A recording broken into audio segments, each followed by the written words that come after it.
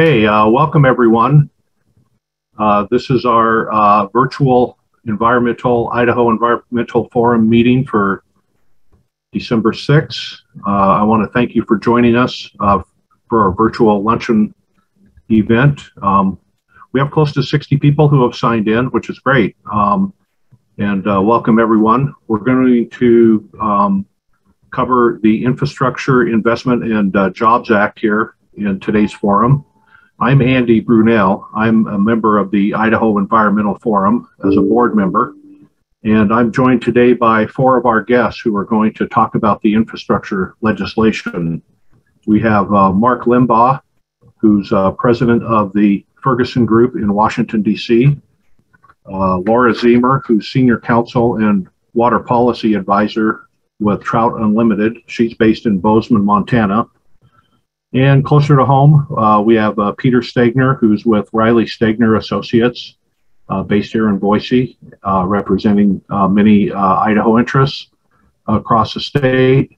And Matt Stoll, who is executive director of COMPAS, which is the Community Planning Association of Southwest Idaho, working with a number of local governments in Ada and Canyon counties primarily. Each of these four guests of ours will be covering some of the areas that they focus on in their work that are encompassed by this bipartisan infrastructure bill. The Idaho Environmental Forum is a nonprofit, nonpartisan educational association, and our sole mission is to promote serious, cordial, and productive discourse on a range of environmental policies and environmental issues in Idaho. And I want to welcome everybody for being able to join us today. Before we get started, I would like to thank our 2021 sponsors who make the discussions like this possible. You should see that on the screen currently, where we have sustaining partners, supporters, fellows, and colleagues.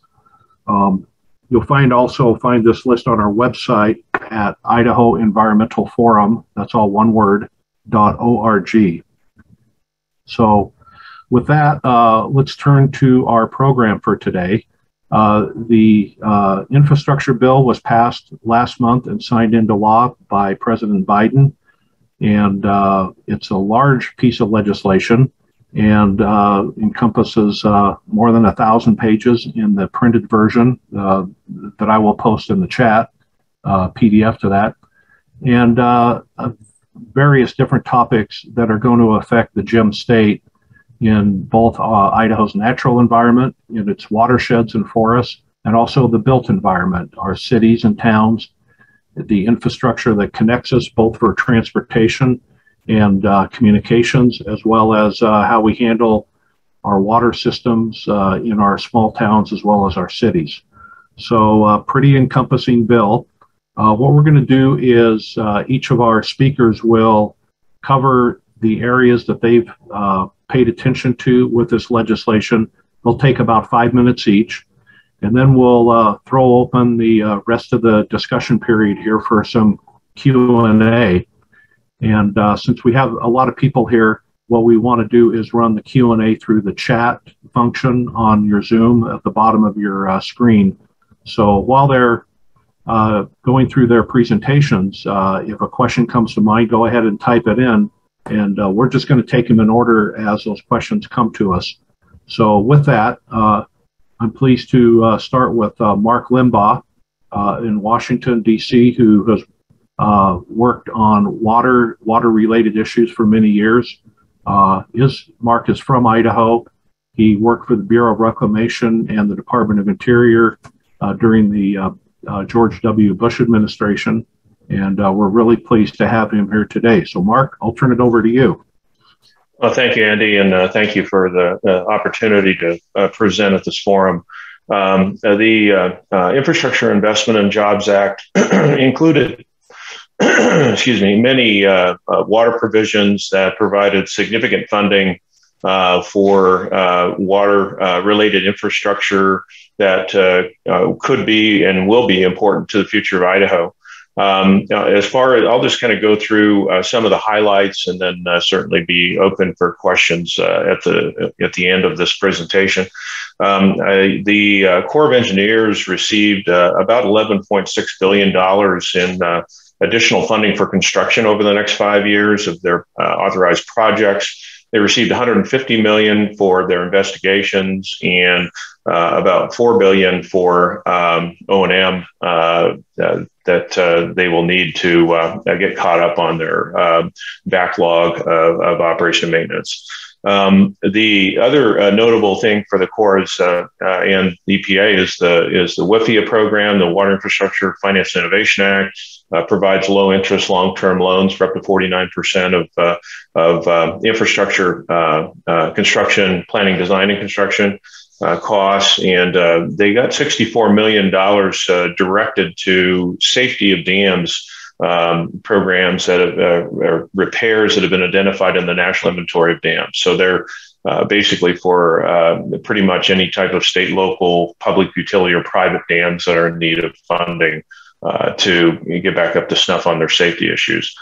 The Bureau of Reclamation received $8.3 billion in the act.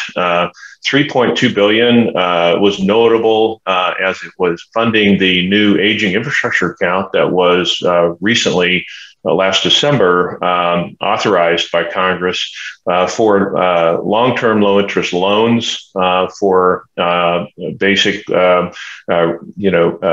extraordinary maintenance, repairs on irrigation facilities, on dams that are owned by the Bureau of Reclamation, but that are paid for by like irrigation districts, canal companies that have contracted for those services and that water. So this is a new program. It's very important as it will help finance the upkeep, the major repairs and maintenance that are going to be needed to this infrastructure, much of it over 50 years old, that we all rely on for water, especially in Idaho. Of that $3.2 billion, $100 million was basically reserved to projects that have experienced extreme failure over the last 2 years that were built before 1915, and $100 million was reserved for a Carry Act dam in Wyoming for rehabilitation. The WIN Act, the Water Infrastructure Investment for the Nation Act, got $1.15 billion for storage projects that have already been in the pipeline. That WIN Act storage program is set to expire in December this year, but this extends that program to provide for up to 50% funding for federal projects and 25% funding for non-federal projects for storage, groundwater storage, and conveyance projects in the West. And $100 million of that notably is for another new program, which would provide 25% grants to small storage between 2,000 and 30,000 acre feet in size. And those would be non-federal projects. And that grant would basically not have to be repaid. There are other issues that were funded that are important in Idaho. There's some water recycling and reuse projects, $1 billion for those projects, 25% grants, $550 million for authorized projects, and for those that are competing for funding in the Bureau of Reclamation's program under Title 16. There's $450 million available for a large-scale non-federal water recycling projects, and typically those are in the California region and the Colorado River Basin. The dam safety program and reclamation got $500 million for projects that are in the queue. WaterSMART grants, which are widely used for water conservation and improvements on irrigation districts and such. They got $400 million in new money. There are some other watershed and ecosystem restoration programs that Laura will touch on that the Bureau of Reclamation funds as well. And finally, the EPA got significant funding for their SRF programs, drinking water and wastewater. And those programs, the EPA just announced that it would be allowing for about 50% of that new funding to go to grants and forgivable loans for disadvantaged communities, rural communities, and such for new infrastructure for clean water and drinking water. So I'll turn it over to Laura. Thank you. Thank you, Mark. Laura Ziemer is Senior Counsel and Water Policy Advisor with Trout Unlimited. She is based in Bozeman, Montana, works closely with Trout Unlimited staff throughout the nation and in Idaho. So, Laura, look forward to hearing what you have found in this infrastructure bill. Great. Can you see my screen share? Yep. Great. Sorry. So, why are, sorry, my control, there we go. So I wanted to quickly just run through a couple of new programs. What's unusual about the IIJA compared to other, like the Build Back Better that's being talked about, is it did both authorize new programs as well as do appropriations. So you get both the authorization for new program and funding at the same time. There are a couple of, and I won't, this is just an overview. This is not exhaustive, but I'm going to try to hit some of the highlights. One of the big highlights is $1 billion or 800 million per year through 2026 for new new program under the Department of Transportation to address culverts and right sizing road crossings, and that's focused on fish passage. So there'll be a lot of the money available through the states to focus on restoring fish passage. Another big program is a brand new program under the Bureau of Reclamation to do multi-benefit projects for the watershed health focus. The nice thing about this program with $100 million through 2026 is it also funds the design and monitoring of conservation outcomes and provides a higher cost share for those projects that have both a stream flow or a full ecological benefit. So it's another place where projects can both be incubated, multi-stakeholder efforts are promoted, and we are also trying to encourage reclamation to use part of that funding to help project design, because that is statutorily authorized.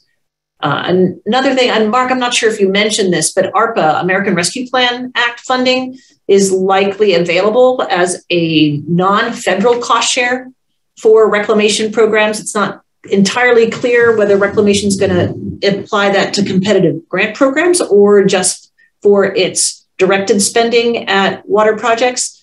But having that ability to have ARPA money be the non-federal match could also really help assembling the funding component.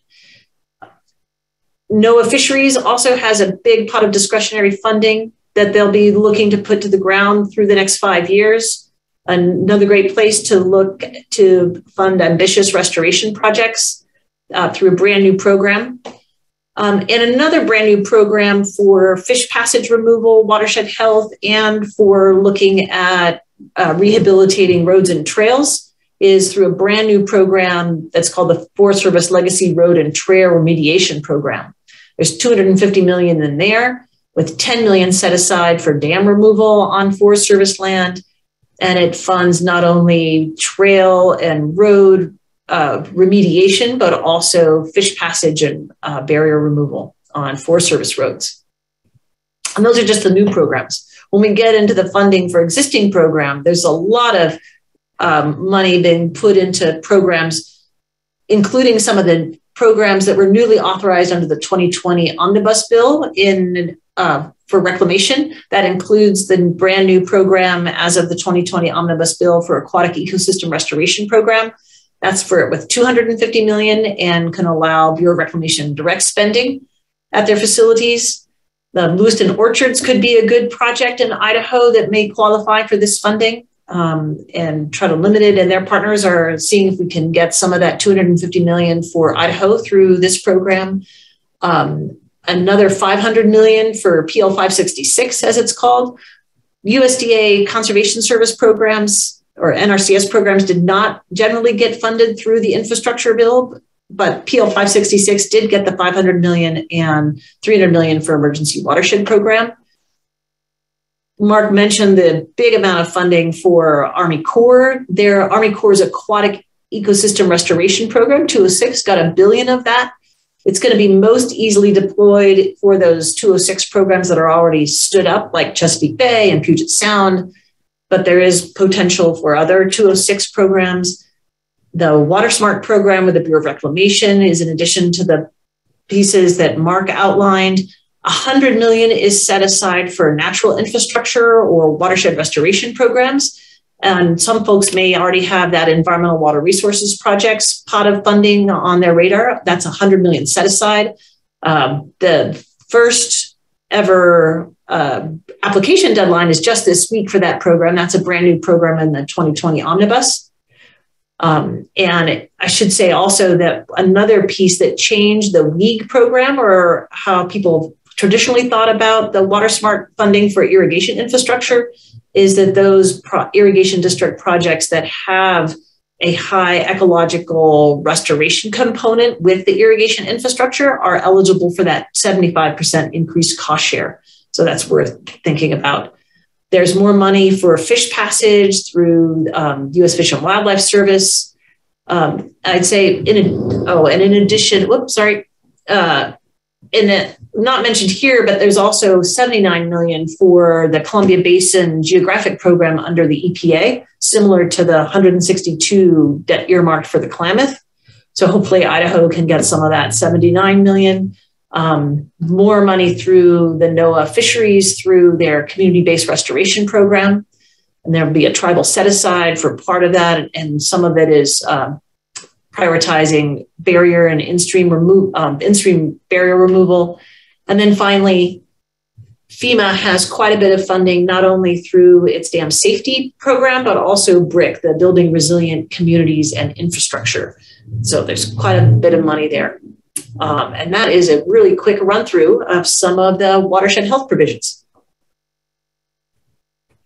Wow, quite a bit there. Thanks, Laura. We're now going to turn to Peter Stegner, Boise-based, Riley Stegner and Associates. Peter used to work on Capitol Hill before returning to Boise a few years ago. And Peter, why don't you cover some of the topics that you've been involved in and tracking? Yeah, thanks, Andy, and thanks for allowing me to present. And that was a great presentation by Laura. Our firm is a natural resource-based firm that represents primarily large industrial landowners, timberland owners in the state. So our issues are very much aligned with good stewardship of our state's forest lands, and that includes, of course, sustainable forestry and aquatic species and all the good funding that Laura covered in the bill. So I won't cover any of that. The two areas I'm going to speak about, and Matt, I apologize for stealing a little bit of your thunder, but one, some of the transportation stuff that's in the bill, and then some of the money that's going for wildfire risk reduction and ecosystem restoration. So starting with transportation, there's $550 billion in new spending on roads, bridges, and rail infrastructure. Of that, Idaho is going to be getting $2 billion that will go directly to the state. And given that our state has seen explosive growth and some high congestion areas, we anticipate some of that money to be pushed into some of the more urban areas such as Boise, Coeur d'Alene, Idaho Falls. What we're hoping is that given the large infusion of money there, that we can address some of the aging infrastructure issues in rural Idaho, such as bridges in particular. Of the 300 bridges that are designated in poor condition, much of that is in the rural counties. And as we've seen in the 5 northern rural counties, when a bridge gets weight limited, it can add as much as 20 miles to log truck trip, which is additional diesel cost, fuel, and inefficiencies to the mills. So we're excited about that. There's also another $225 million in federal investment that is going to bridges alone in Idaho that we are hopeful about. And there's two, I think, grant programs that are exciting, such as the $12.5 billion Bridge Investment Program and the $16 billion in national funding dedicated for major projects of economic significance. So we're excited about those. We're hopeful that Idaho can compete with some of the grant programs as well as some of the money that's coming directly to the state. On the wildfire reduction and ecosystem restoration parts, we're seeing $4 billion invested in wildfire risk and reduction. And as all of us know, wildfires do not discriminate between private, state, and federal lands. And most of our at-risk federal lands are, or at-risk wildfire lands are on federal lands. So we're excited about that $4 billion.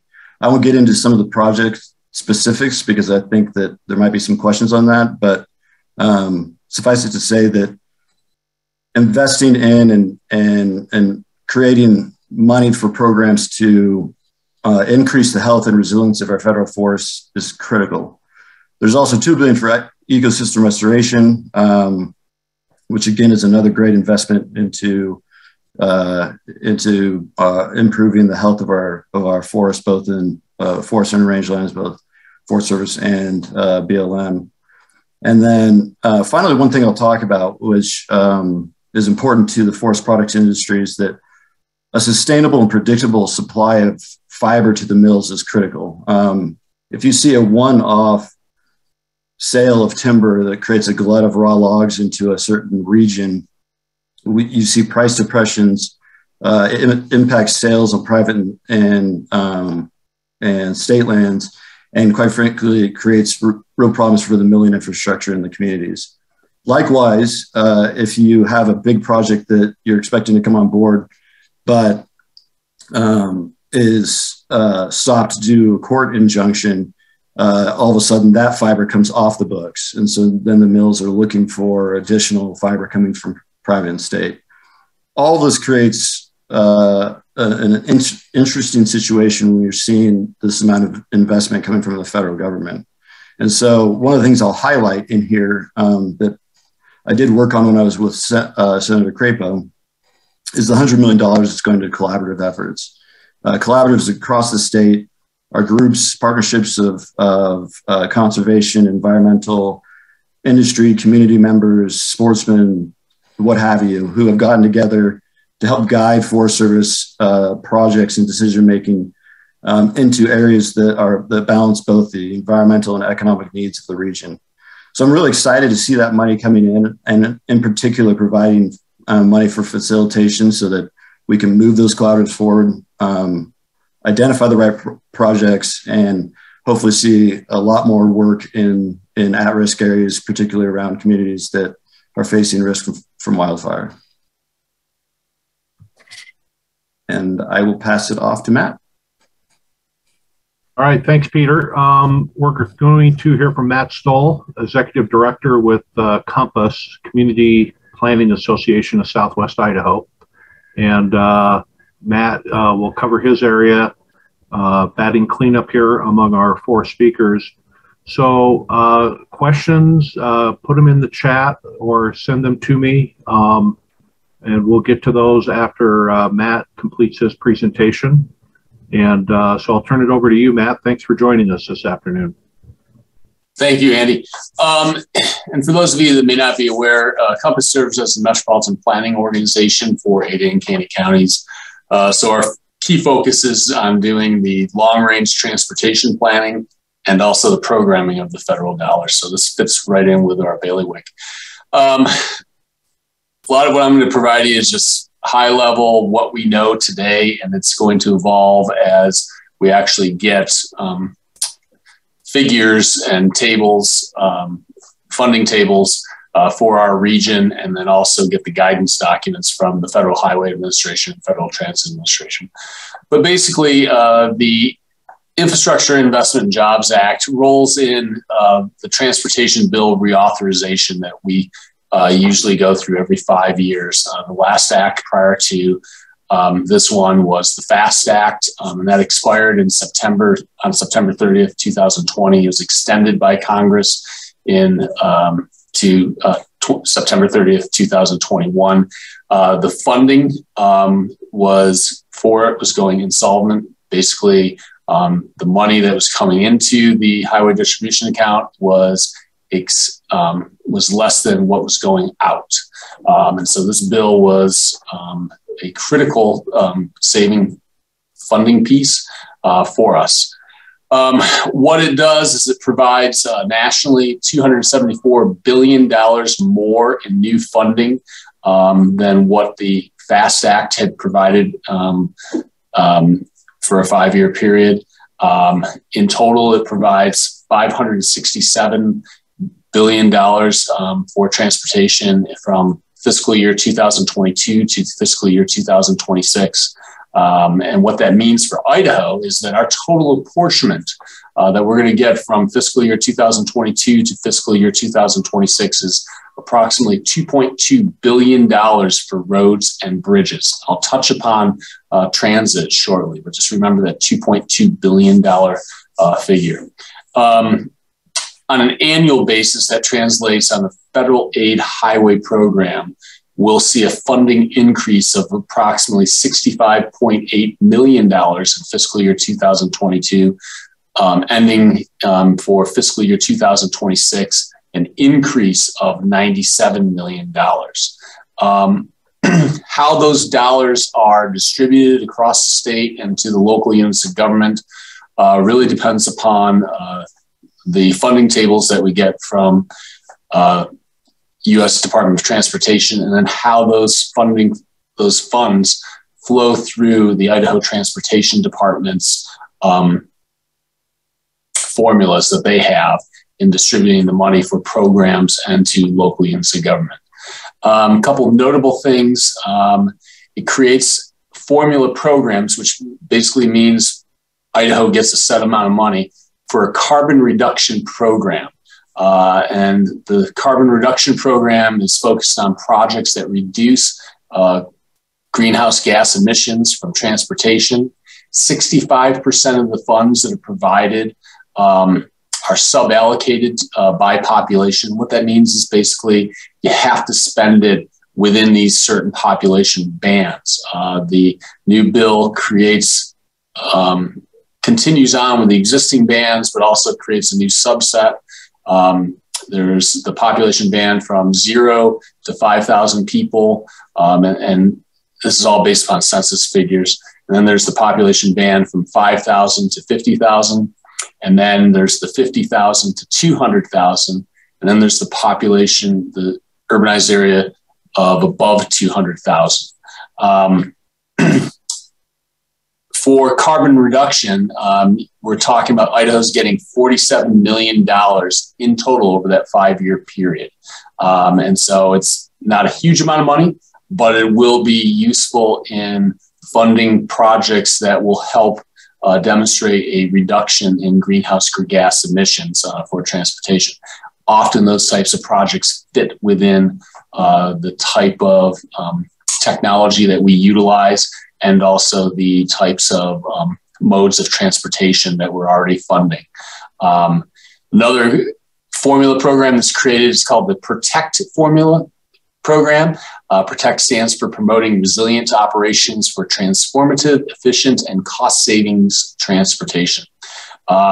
It's intended for funding for evacuation routes, coastal resilience, making existing infrastructure more resilient, or efforts to move infrastructure to nearby locations not continuously impacted by extreme weather and natural disasters.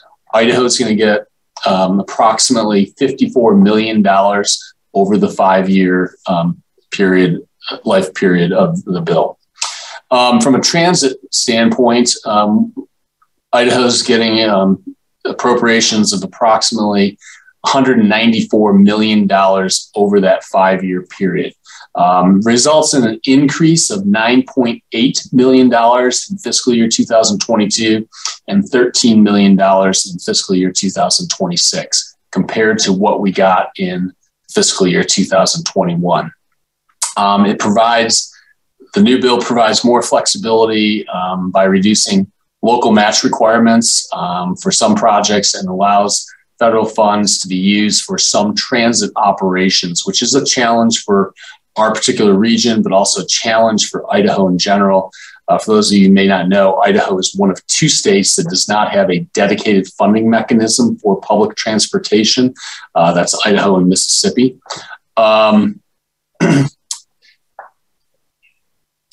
The bill also provides additional funds to modernize and expand passenger rail and to improve freight rail efficiency and safety. That's particularly important for us because it's providing $66 billion over the life period of the bill, above the baseline for Amtrak funding. Their goal is to eliminate Amtrak's maintenance backlog and to modernize the Northeast corridor and bring, quote unquote, world-class rail service to areas outside of the Northeast and Mid-Atlantic. Why that's critical is that there's also a part in the bill that requires previous lines to be studied and new lines to be studied, particularly in rural areas, to see whether service should be provided or should be brought back. Our region is looking at partnering and expanding it to Idaho and looking at bringing the Pioneer line back to our region. The bill allows us to partner with other states. And we know that Oregon, Montana, Wyoming, Utah are all interested in either bringing back the Hiawatha line or bringing back the Pioneer line. The first step in that process is to study it, and the funds that are made available to multi-state coalitions to evaluate and to look at whether these lines are cost effective or not would be beneficial, is to do the planning study. And then if you get through the planning study, then it helps you compete for those federal funds to bring back those lines and to do the capital expenditures. There's also many new competitive grant programs that are being provided through the bill. I'll go through those very quickly. Safe Streets for All.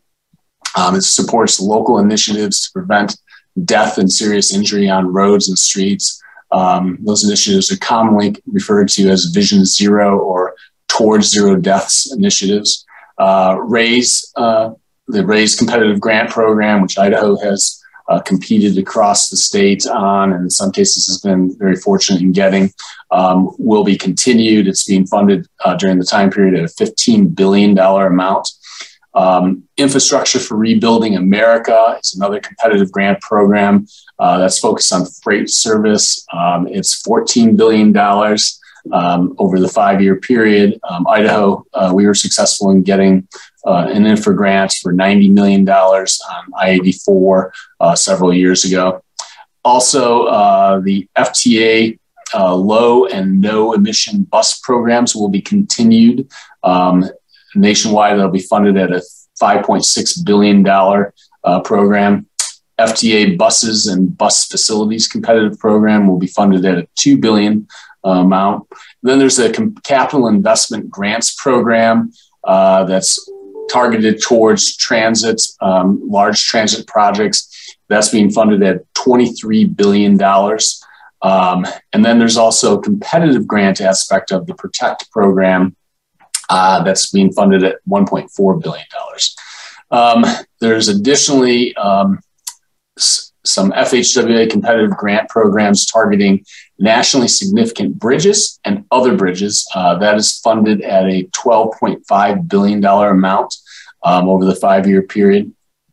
And then there's a discretionary grants program for establishing charging and for electric vehicles and fueling infrastructure discretionary grants. And that's funded at a $2.5 billion amount.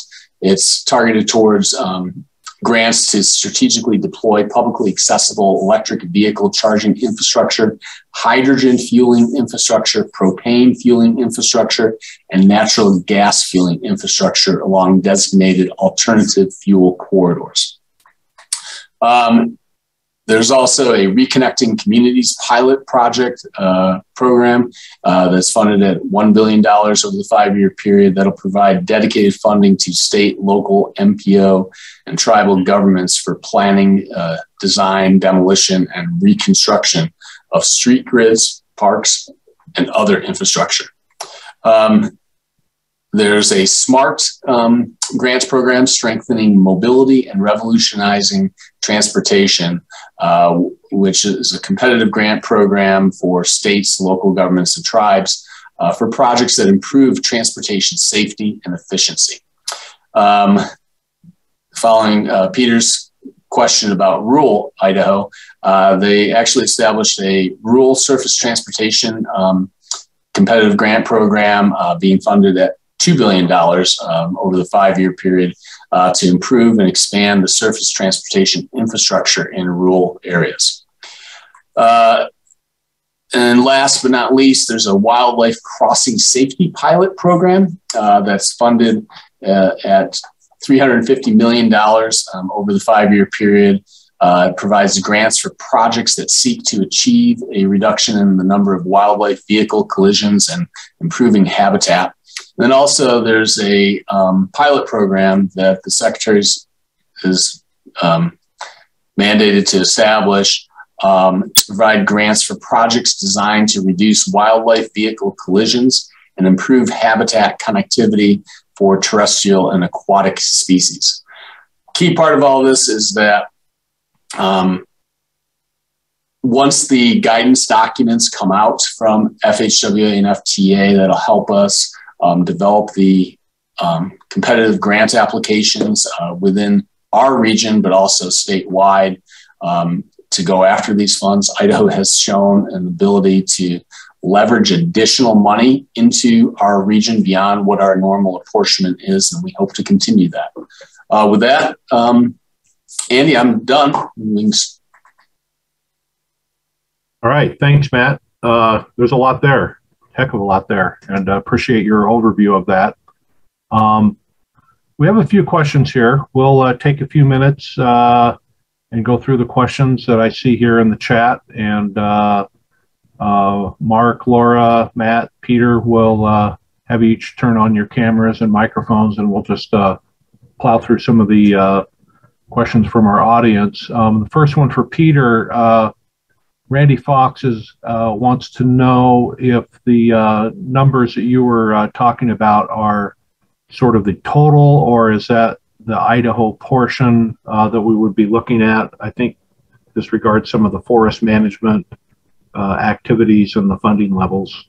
The same would apply to the $100 million on the collaborative forest landscape projects. Want to take that one on, Peter?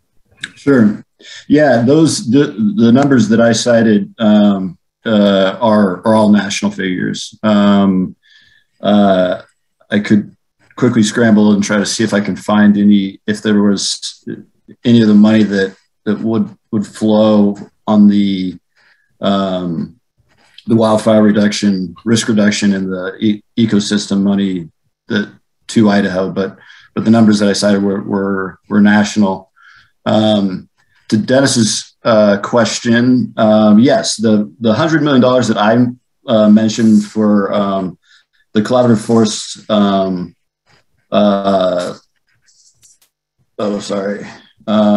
always forget that acronym. Landscape Restoration Program is specifically for CFLRP approved projects. But I would note, to your question, there is a new fund, an $80 million fund established for the Forest Service that is a collaborative-based landscape scale restoration program to restore water quality or fish passage on federal land in conjunction with the Department of Interior. Laura might know more about that one. And then finally, we're in Idaho, so I would be remiss in not saying that Secure Rural Schools, which is the county payment program, was reauthorized as well.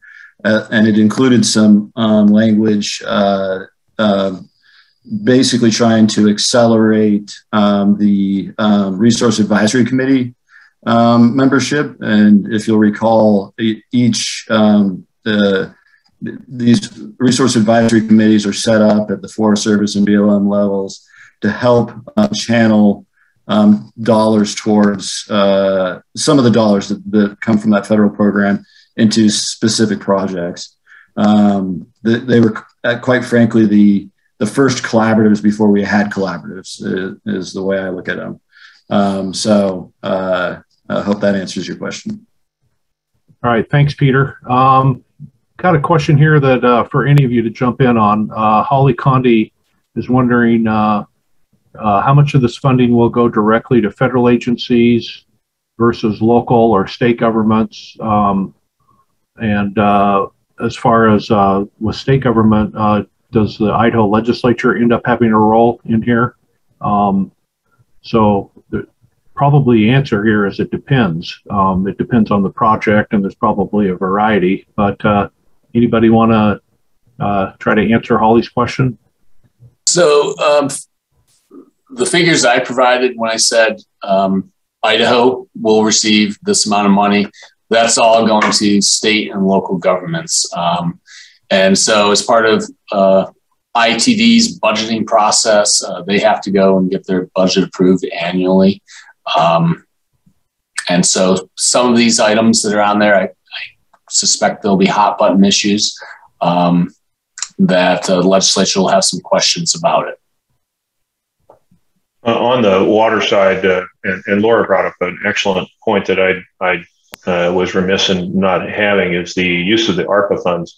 You know, that has to go through the state in order to move that money into a non-federal share on work on a reclamation project. It's not for non-federal projects; it's for federal projects. But it would include possibly, and we're still waiting for guidance on this, the match on WaterSMART grants, for instance. But all of the funding in terms of Bureau of Reclamation is going to the agency for programs, specific programs, which would then be doled out according to their current guidance or guidelines or grant programs and that kind of thing to eligible entities, which include state and local governments, private entities that have water and power distribution authority, and also non-governmental organizations, which that authority was added to some extent in the omnibus bill of last year in December. That money, most of that money will hit the ground. A lot of it was, basically the administrative costs of distributing that money has been limited by Congress, and most of that money is going to hit the ground. Laura, any other comments on that? No, good coverage. Okay. Follow up related to this, both for Mark and Laura. Mike Murray asks, are there any specific water storage projects identified for Idaho that is in this legislation?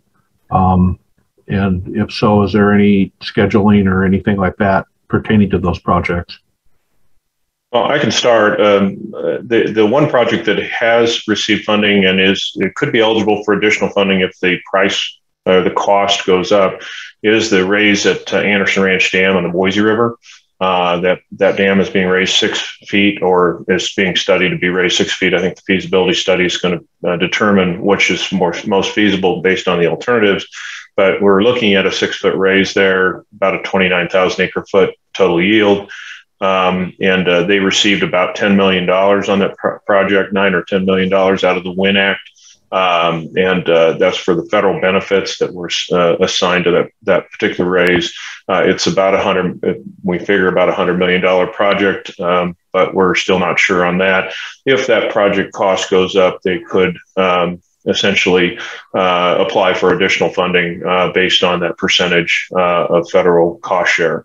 The other projects that are out there that we're looking at, though, that have not been earmarked or identified but are eligible, we believe are going to be eligible, are some groundwater recharge projects in Idaho. The small storage program that we helped get that funded, 25% grant for for not only surface water but also groundwater storage. So that's going to be I think a good tool in the toolbox for Idaho groundwater management, aquifer recharge management. Okay. Peter, just wanted to loop back quickly. Terry Murrison asks regarding that $100 million collaborative forest landscape restoration funding.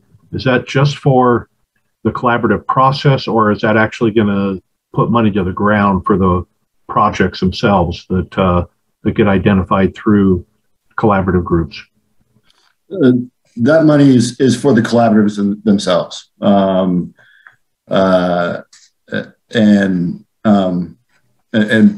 part of, a lot of these collaboratives are all volunteer efforts, and so it can be expensive to get meeting spaces and or reimburse people for travel and others. Where we're particularly excited, and I know you're well aware of this, is that for a long time, the facilitation efforts, which quite frankly is the most expensive, but the most, I would say, in many degrees, most important in terms of keeping the groups together and keeping the conversations moving forward. It was a long time disagreement within the Forest Service whether or not they could actually cover the facilitation costs, and the bill actually specifically said facilitation costs would be covered. So we anticipate that a lot of the money will be channeled towards those resources. Yeah. I think overall the amount of that $100 million is going to be, percentage-wise, will be small, but it's an important expenditure of funds to help those facilitation processes go forward. I would just add, similar, Peter, under the Reclamation title, there's $100 million for the Cooperative Watershed Management Program, which is largely, as you pointed out, to pay for that multi-party dialogue, the facilitation for a multi-stakeholder group. In the case of that Cooperative Watershed Management Program, rather than concentrated on Forest Service lands, it can certainly include Forest Service or BLM lands, but it's really focused on watershed groups that are trying to take a whole basin approach. And I think that's another place, the infrastructure bill, there's small pots of funding for the kind of collaboration and project design work that needs to take place to really get good multi-benefit projects into the pipeline for this 5-year period. So I just want to highlight, as Peter did, that getting planning money and getting that going could be a really important piece of getting good prioritized multi-benefit projects into that project pipeline over the course of this next 5 years. Thanks, Laura. Another question from Mike Murray. He is raising the question of NEPA, National Environmental Policy Act, asking about, in this bill, is there some emphasis given to how NEPA gets conducted, in any special provisions, anything in there regarding streamlining or deadlines? Anybody want to take on that question? From a transportation standpoint, yeah, there is. There's a one agency spot streamlining, and they have a set amount of time to get the environmental review done. There's also, I noticed, a limitation of 20 pages on the reports, which I found improbable, but we'll see how that all works out. But yeah, it's finally there is a streamlining portion in the transportation side. Okay.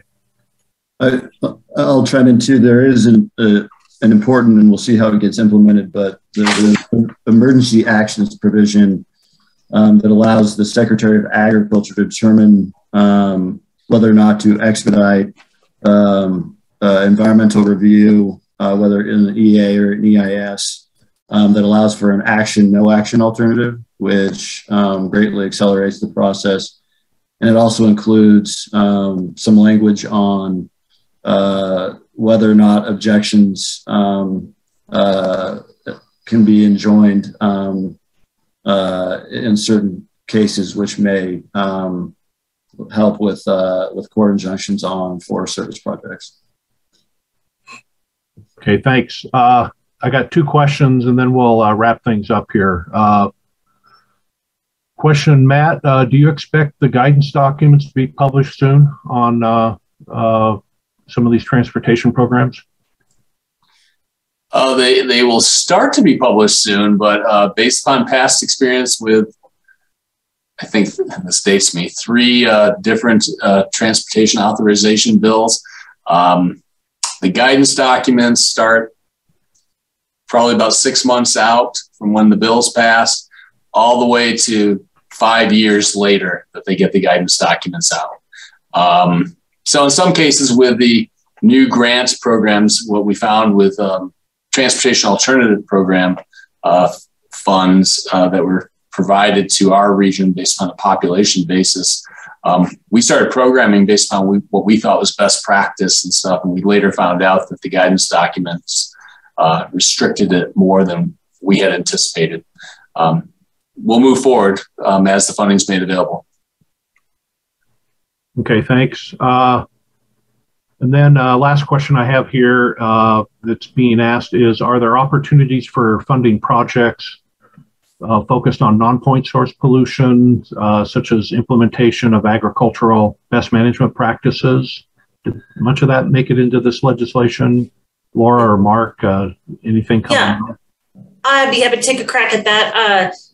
For the most part, with the exception of that PL 566 and Emergency Watershed Program, the infrastructure bill does not have money for working lands or for NRCS conservation programs. They may well be in the Build Back Better budget reconciliation. There's quite a bit of money at this point in the House bill, over $27 billion for working lands conservation through NRCS programs, but that of course remains to be seen. But for Idaho in particular, there is a geographic program for non-point source pollution reduction. That is through the EPA geography program for just the Columbia River Basin. And so there's $79 million in that geographic specific program, specifically for non-point source pollution reduction. And that's spread over the priorities, and there'll be various grant opportunities for that, including for abandoned mine reclamation, as well as more traditional non-point source reduction. Okay. Thanks, Laura. Mark, any comments? No, Laura covered it. Okay. Let's see. One last question that got in just before the shot clock went off. So 5-year authorization. Is 5 years going to be enough? Because sometimes it takes a while for these programs to sort of get up and running if it's a new program. Any thoughts on how this bill was structured to give the agencies and both at federal, state, local enough time to get the money to the ground? Yeah, Andy, I can start that. That's a major concern of the water community right now. There's a lot of money out there now that's going to be available. It's 5 years is not a long time. And some of these programs are going to have to be stood up. So it's going to take time there. And it's going to take resources that the agencies, quite frankly, don't have. And they're going to have to start hiring or basically allow for non-federal contractors to do some of the work. And we're working with Reclamation right now on that very thing with a lot of my clients to ensure that this money hits the ground and gets to the projects that are really necessary and needed and are ready to go, so we can have something at the end of the day that to show for this investment. All right. Thanks for those observations, Mark. And again, I want to thank our panelists today, Mark Limbaugh, Laura Ziemer, Peter Stegner, and Matt Stoll for giving us a briefing overview on this infrastructure legislation. And I want to thank you for attending. We had a nice audience today, more than 60 people for IEF, and to attend today's virtual forum. If you have idea for future forum topics, please reach out to us through the email system or if you know one of us who is on the board, certainly we're looking for ideas for future programs. And then finally, another shout out to our sponsors that make these kind of forums possible. And come 2022, I think we will hopefully be able to ease back into some in-person forums, and look forward to seeing everybody next calendar year. And with that, we are adjourned.